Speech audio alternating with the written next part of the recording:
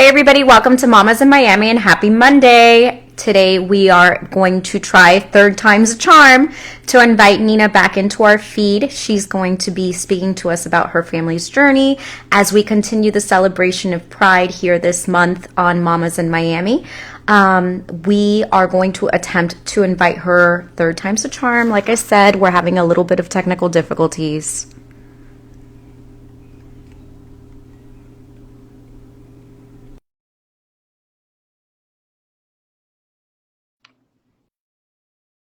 I hope everybody had a happy Father's Day. For those of you that were listening in to the prior moments before, I took my husband to the Justin Timberlake concert for Father's Day. Probably not where he wanted to be, but he was a trooper and we ended up having so much fun. The concert was amazing. We definitely felt our age. I self-proclaimed my section the 40s and over section. As a lot of you know, we've been following him since his NSYNC days, which were like a bajillion years ago. And I felt like there was definitely more older people than younger people at the concert, but nevertheless, we had a great time. Here we go, Nina.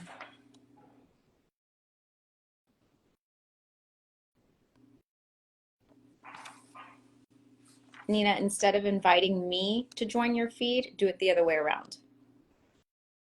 There you are. Hi, Hi. how's it going, Christy? Good. How are you? Third time's always a charm. Oh, don't worry.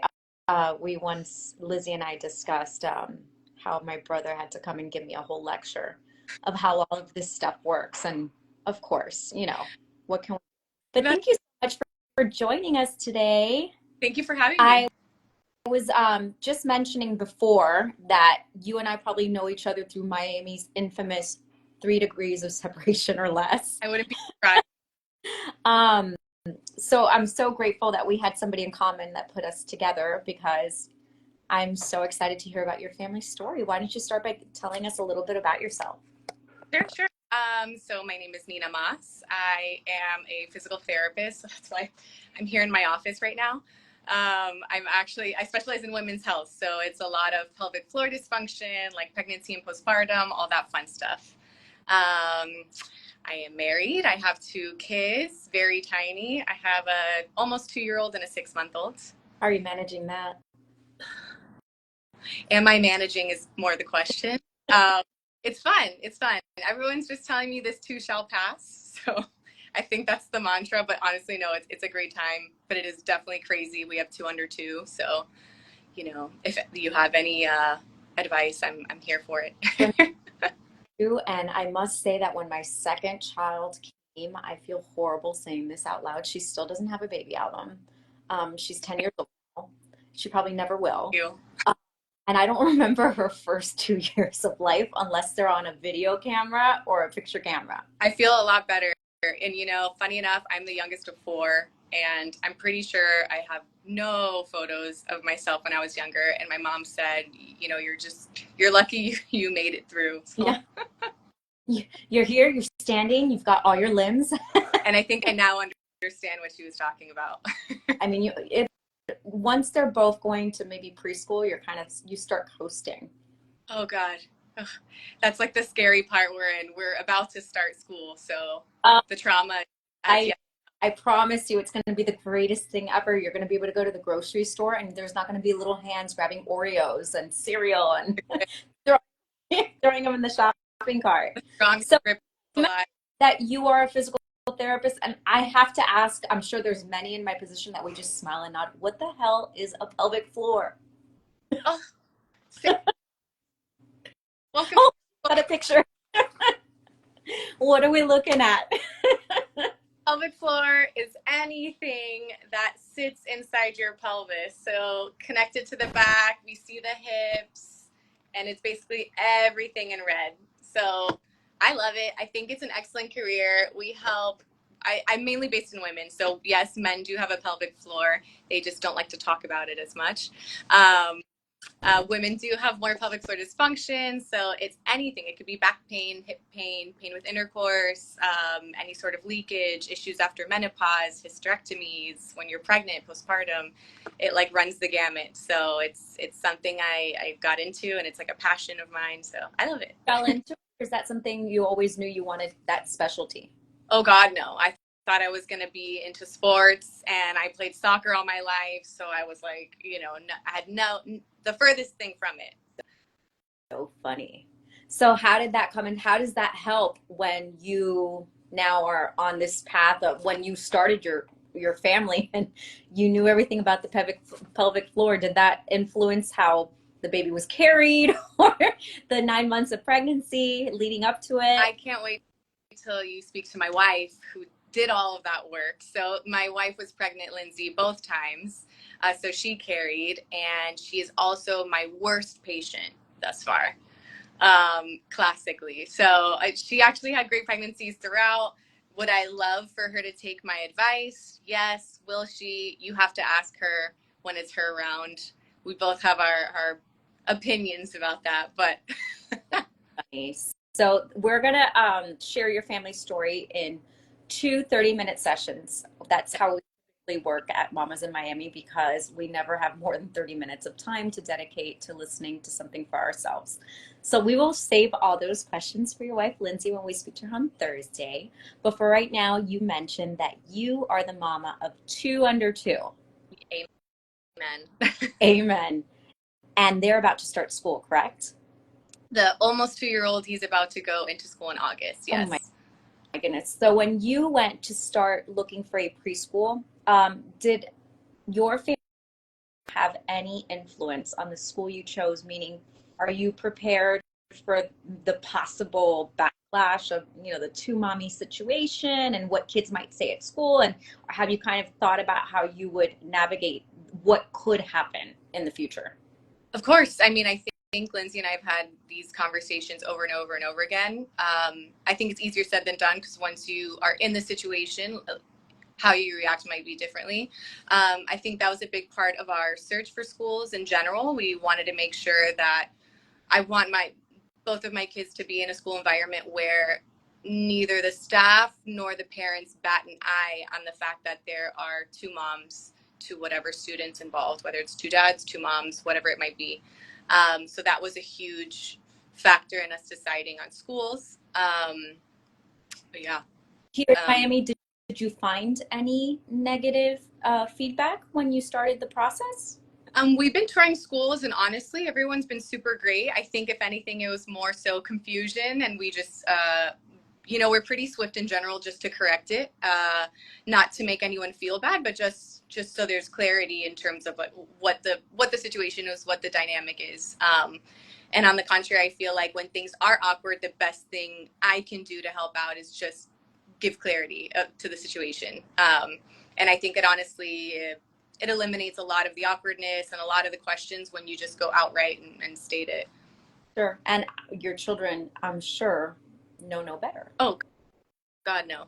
I think my son Mateo calls everyone from myself, my wife, the nanny, my mother, everyone's mama. Oh, so sweet. How old's Mateo? Is he your older or younger? Oh, Mateo's older. He is about to turn 2 in July, and then we have Maya, who is 6 months. Oh, that's amazing. Oh, you are in the thick of it. What strategies are you going to implement in terms of just being out in the community with after school activities? Are you going to look for a community that's like yours? Or are you just going to try to integrate into, the traditional, conventional? Is there a community out there of where somebody can say, I want to, expose my children to a family structure like mine, and we're going to go here so that they see what they see at home? Yeah, lucky for us, we do have a really good friends group with a lot of same-sex couples that they already do have kids. Our kids are a little bit younger in the whole group, so honestly, we feel lucky in that sense that they've kind of like done the work ahead of us. They often give us good advice, even on schools and things like that. We asked a few questions on certain schools, and they said, oh, maybe look in this direction. which was super helpful for us because honestly, we were clueless going into it. Um, but in terms of honestly, like those challenges in terms of community and everything, we feel really lucky in the sense that I've never felt backlash in that sense. I do feel like we have a good sense of community in our friends group. And when we do meet, strangers or whoever who have questions, like I have no problems answering it. To sort of one, educate and expose, because really at the end of the day, I think knowledge is power. So if you don't know, I'm sure you are a little sketched out or you do have questions. So I'm happy to answer. Yeah, and I also, so part of the reason why Lizzie and I opened Mamas in Miami is because we Liz, realized everybody has a it with you? Lizzie is not here with me now, but Lizzie, so you'll have to hear how we birthed this because now I'm starting to think my pelvic floor had something to do with what happened to me. I had a level fusion 2 months ago. Oh, Yeah, and it was a result of a birth defect I didn't know I had in my spine, but I'm pretty sure that pregnancies made my vertebrae slip forward even more and more and more until it finally got to where it got to and ended up in surgery. Lizzie helped me pre-op for this surgery. wow. Lizzie since I was 10 years old. So we kind of birthed this together in the Pilates room saying, I wish there was a fly on the wall that was recording our conversations because Liz and I couldn't be more extreme in our parenting skills. But we all had the commonality and we all ended up in the same place. And we said, you know what? If this is you and me who could not be more different in our approaches, I'm sure that if we opened a platform for every mom to give their story, we would all end up in the same road to the end, to the same end story, to the same end game. Absolutely. And I'm I also ask questions yeah. like a first timer off the street too, and I forgive my ignorance if I say or mean something incorrectly, or I have to backtrack because we're all just learning here, right? Yes, 1,000%. And I mean, look at my world in the pelvic floor. Like all I do is answer questions all day long. So this is nothing new to me. There's no TMI in my world either. So So you're the pelvic floor specialist Lizzie wanted to talk to, so she may be calling you. I love it. I'm That's into it. I can't wait, Lizzie. funny. Cheers. Well, I'm gonna leave her to talk pelvic floor talk with you, and I'll keep asking my questions. You see, there's the 3 degrees of separation I was talking about, Miami. Wondering where this was going. Good to Oh, know. that's so funny. Okay, so back to my questions because I have a list, right? So, one of my other questions would be, what advice would you give to a two-female household who did come across somebody that maybe wasn't as welcoming or had criticism? Or, I mean, have you ever had somebody come up to you on the street and say something negative? You know, thankfully, no. I do get a lot of just questions of, how did you create a family is the main one. And or just how does it work? I didn't know that was possible, which, it just gives you a great opportunity at the end of the day. That's how I take it. Of course, there's, I'm sure, negative connotations and maybe just confusion and not the most proud way. Mm-hmm. And in that case, honestly, you know, you do come across it within family and within things like that. And I think the best advice I can give to those people who maybe just aren't into this or have, negative connotations is really, happiness looks different for everyone. And really at the end of the day, if it creates peace of mind, it creates happiness at the end of the day. We only have one life. I think perspective is everything. So if you living your life in a certain way that might be different than the cultural norms, let's say, and it doesn't harm the other person, what more can you ask for? I think in life you're going to meet people where agree to disagree is probably your best bet, and you're not always going to meet in the middle with someone. But it doesn't steer me away from being kind to anyone. I think being kind and considerate and just a mutual level of respect is everything, whether you agree or disagree. Amen. Did you have a supportive family? For the most part, yes. I think it was more so, it was a rough start. Only in the sense of, again, just confusion. It was a lot of unexpected. They didn't see that one coming.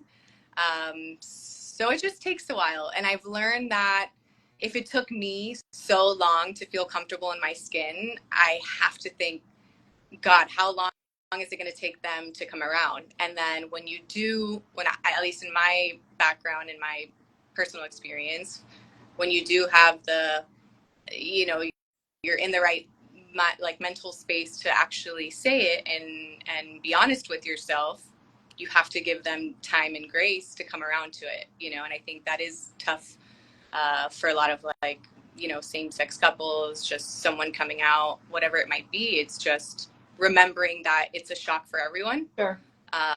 So yes, we want everyone to come around as quickly as possible, but that's just not the reality of life.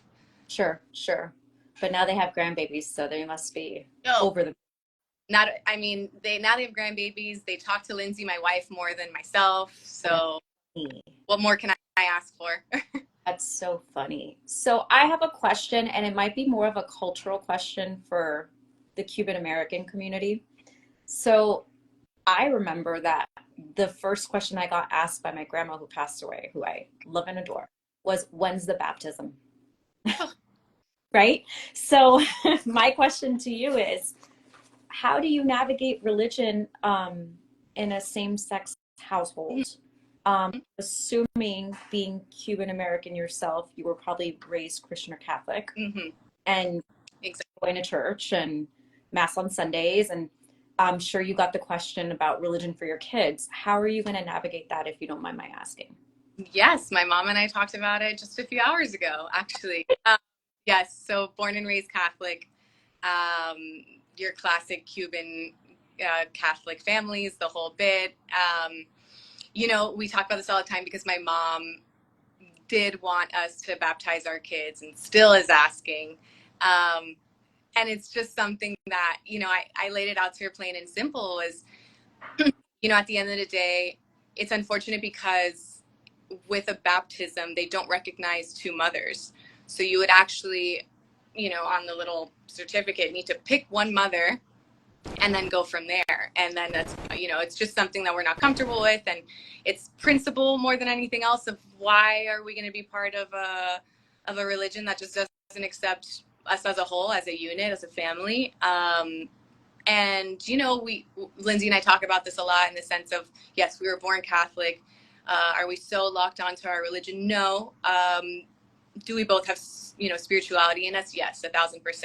I think there's so many other religions out there that, in our perspective, are just maybe a little more accepting, a little more broad, that don't require so much, rigidity in their beliefs and in their practice. And for that reason, I tell my mom, at the end of the day, if they're not going to recognize two moms, do you want us to be a part of it? It's tough for her because she's like, I just think it's a beautiful tradition. And so my response to that is we talk about, well, why don't we choose another tradition within the Catholic faith that we both can agree on and that we can hop on, all together with our kids, or we just create new traditions altogether. Because at the end of the day, we all believe in the same things. It's just how strictly are we going to follow? Oh, And how did she do that? I think she took it well. At the end of the day, I said, do you think our kids are any less close to God, let's say? She goes, no, absolutely not. So I said, perfect. Like, then what more can I ask for? Like, you love our kids, I love my kids, so does, the big man up there. So Right. the way we practice is subjective. So I assume, have you found a religious community that you feel comfortable practicing your faith in, or not yet? Not so much. I mean, we do feel like we're spiritual, but do we attend mass all the time? No, we do not. So no, nothing specific. I'm not sure what we would align with. We do talk about it sometimes. I think like Episcopalian is probably the closest thing that we both fall on the same page with. I laugh because my mom also told me about 30 minutes ago that she quote unquote self-baptized our children. And I just found this out right now. She poured holy water on them one day when they were babysitting. That is so funny. It's a So, wish too. My grandma wanted to do something a little similar with two of my nephews. Like, what if we just go to the the church on Saturday, and while they're over somebody's house? I'm like, no, you can't do exactly. that. Exactly. It's like, well, I have the holy water. And I was like, well, if it helps you sleep at night, you could Sure, bathe. I'm okay with it. sure, sure. And I'm sure that, you do talk about spirituality and faith with your children, and you just you kind of like just mold it to something else. Do they watch Veggie Yeah, Tales? it's tough because they're too small. Right now we're La Lola on Reach, so that's as mature as we're getting right now with Right, Mateo, and we still have a blob with Maya that she's 6 months. So right, right. we haven't crossed this path yet. I'm sure it's coming. Yeah. Have we prepped for it? Not quite. Okay. That's interesting. I love that you're telling me all this because these are questions I've always had, but I've had nobody to ask. Yeah, I mean, I wish. Yeah, everyone asks all the time, "Well, how are you going to do it?" I said, "I don't know. How are you going to do it?" They're like, "I don't know. We just figure it out when it comes." I said, "Exactly the same." I wish there was a better recipe or formula, especially in our case, because it's maybe not so typical, so Sure. common. But no, I mean, same idea. We kind of just like we'll figure it out as we go. I Well, love your dog. the it's popcorn. She's like our unofficial mascot here because she loves to be on the podcasts. Um, the commonality here, no matter who, what, where, what color, what size, whatever it is, the commonality is that when you have a child, it doesn't come with an instruction manual. No, God, no. And that's because every single family is unique. I always say this. And you have to grab from everywhere and mix it in a bowl and pray to the gods that it's going to work out for you. Oh, Um, okay. because there's not one size fits all in situations. No. That's Jewish and Catholic, even if it's heterosexual family, they still have to navigate waters that there's no instruction manual for also. Oh, far from it. And I think that's when a lot of the struggle comes into is when we even talk about the way we went about conceiving the kids and how that might conflict with religion too. Gets a little tough for many people and many families as well. But for the most part, it sounds like your family was very supportive, considering. Yeah, at the end of the day, they had questions regarding a donor and that process, but and what do you call it? And what is he? Who is he? Can you see him? Does he exist? Is he in the cloud? If I don't know. Yeah, it's just more so I asked them, well, how much do you want to know? And I'll tell you. But otherwise, like, look at your grandkids, and we don't even think twice about it.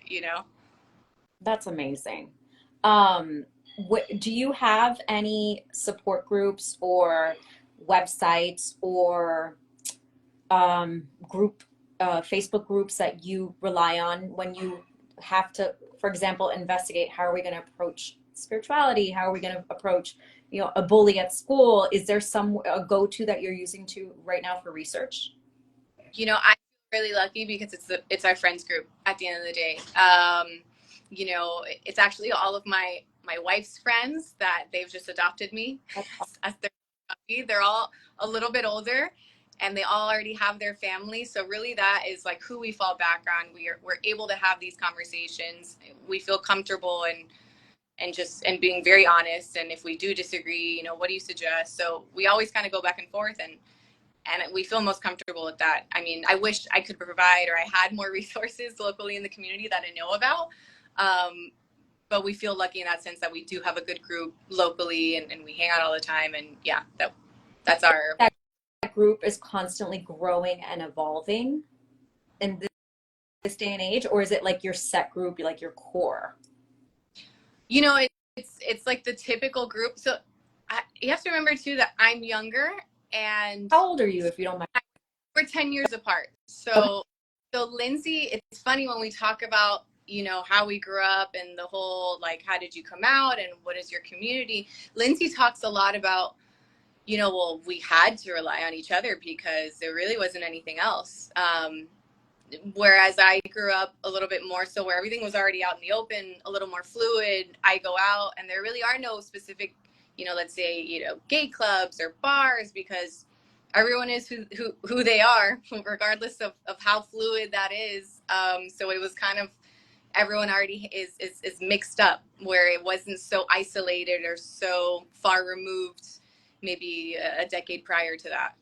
Sure. Do you feel like in Miami, your family is more representative in all in the whole? Like, do you see more families like you here in Miami as opposed to if you would move out of the state or out of the city? That's tough. I feel like, are you saying my immediate No. family or? Your core family unit, do you feel represented in Miami, or do you feel like you would have maybe a bigger community to draw from if you left Miami? We also talk about this. I think I used to think we would need to leave in order to truly feel like I can just walk out of the street, no big deal, no one's gonna look, no one's gonna ask. But it's all the people you meet, and it's all the community that you create. So over the years, you do meet other similar couples, other same sex couples that you end up finding each other, and then you stick with it, which is nice, and then that ends up growing from there. And I do feel, since we've had a family, since we've been married, that the circle does open up, and it just starts branching out from there. Whereas maybe 5, 6, 7 years ago, I was thinking, oh God, we have to go to California immediately. But Nina, don't you feel like that's a Miami thing too? I feel Yes. like you sit down and you meet a new I just met you, and when we hang up, I'm going to ask you, like, when do you want to get together? Because I feel like you and I have known each other forever. Yes. Clearly, we've been in the same circles forever.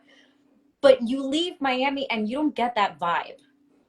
And I don't know if it's the commonality of our culture and the way we grew up and the fact that Miami's like this Yes. big. Yes, I think it is. It's such a cultural tie, um, which is such a plus. And I feel like in my world that there's just more acceptance. It's just an easier way to accept and way to feel a sense of community. Which, yeah, I totally agree. I think if we had to start over in a new place, maybe culturally it would be easy as a same-sex couple because maybe there's just a lot there, but I don't know how close we would mesh. Whereas in Miami, yes, I think the 6 degrees separation goes down to 2 half the time, and it just makes it that much more simple. So I think you're absolutely right on that one. Well, just like I told you, 30 minutes flies. That was 30 Oh, minutes. I wow. feel like we didn't even scratch the No, surface. You and I'll come back anytime. I'll bring well, coffee. it's so funny. So Lizzie's probably en route back from her big European trip. She's taking Willie overseas for the first time, and we can't wait to hear how that went for her. And she had told me, I know of a pelvic floor therapist that I want to have on at some point. Wait till she lands and she realizes that I got to you I'm first. on it. I'm super Well, excited. I'm so excited to share your wife's story with us. I'm just going to give a little preview. Well, why don't you give the Sure. preview for Lindsay? Tell everybody what we're going to talk to Lindsay about on Thursday. So with Lindsay, you're going to talk about our beyond modern family, because besides the fact that I have a wife and I have 2 young kids under 2, I also have a stepdaughter that is turning 24 years old next month. That's amazing. I am so excited to hear about this story. It just so happens that we all got together at my mother-in-law's house for Father's Day yesterday. And I was like, you guys, who's this other girl in their picture? She keeps coming out, but she's like an adult. There's no way this is a child. And they said, oh, yes. So needless to say, when we all go for walks in the neighborhood, it is like the funniest thing trying to explain, like, who's who? Is this roommates? Are they sisters? Who are the kids? I love ultra modern family. I cannot wait to meet you guys in person and hang out. I can't wait. Thank you. So, Nina, that's all the time we have for today. I'm going to extinguish our Mamas in Miami tribal campfire that we are make believe on right now with you. And I'm just hoping everybody's coffee stays strong and their sanity intact until we meet again on Thursday. Thanks so much, Nina. Thank you. Bye. Bye.